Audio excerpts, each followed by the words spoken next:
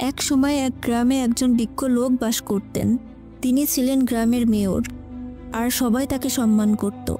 কিন্তু তার একমাত্র ছেলে ছিল খুবই অলস। সময় কাটাতো ঘুমিয়ে কিংবা বন্ধুদের সঙ্গে আড্ডা দিয়ে। ছেলেটির ভবিষ্যৎ নিয়ে বাবা চিন্তিত হয়ে পড়লেন। ছেলের জন্য বাবার পরিকল্পনা। বাবা একদিন ছেলেকে ডেকে বললেন, তুমি বড় হয়েছ, এখন সময় এসেছে জীবনের উদ্দেশ্য খুঁজে বের করার।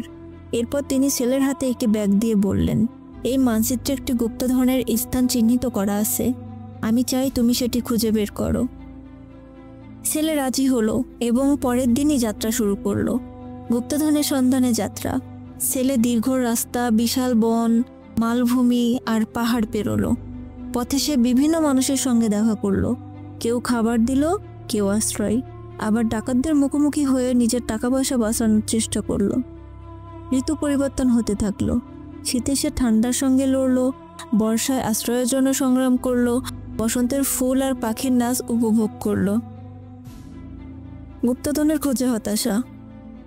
1 বছরের যাত্রার পর সে মানচিত্রে দেখানো স্থানে পৌঁছালো। সেখানে একটি গাছের নিচে গুপ্তধন লুকানো থাকার কথা। সে 2 দিন ধরে খনন করলো, কিন্তু কিছুই পেল না। হতাশ হয়ে সে বাড়ি ফেরার সিদ্ধান্ত নিল। ফেরার পথের অভিজ্ঞতা। ফেরার পথে ছেলে উপলব্ধি করলো যে যাত্রার সময় সে অনেক কিছু শিখেছে।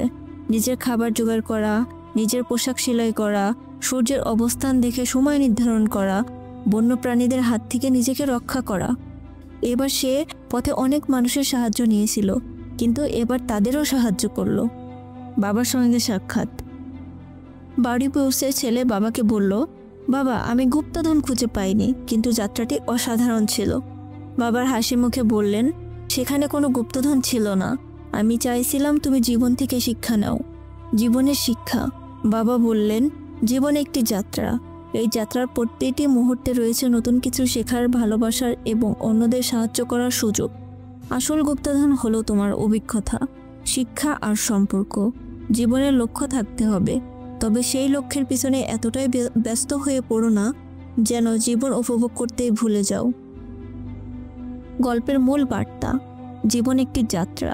লক্ষ্যের চেয়েও যাত্রার অভিজ্ঞতাই বেশি মূল্যবান। অভিজ্ঞতার গুরুত্ব। জীবনের প্রকৃত গুপ্তধন হলো অভিজ্ঞতা, শিক্ষা আর সম্পর্ক। উপভোগ করার গুরুত্ব। প্রতিটি মুহূর্তকে উপভোগ করো। সাহায্য ও ভালোবাসা। অন্যদের সাহায্য করো এবং ভালোবাসা উপভোগ করো।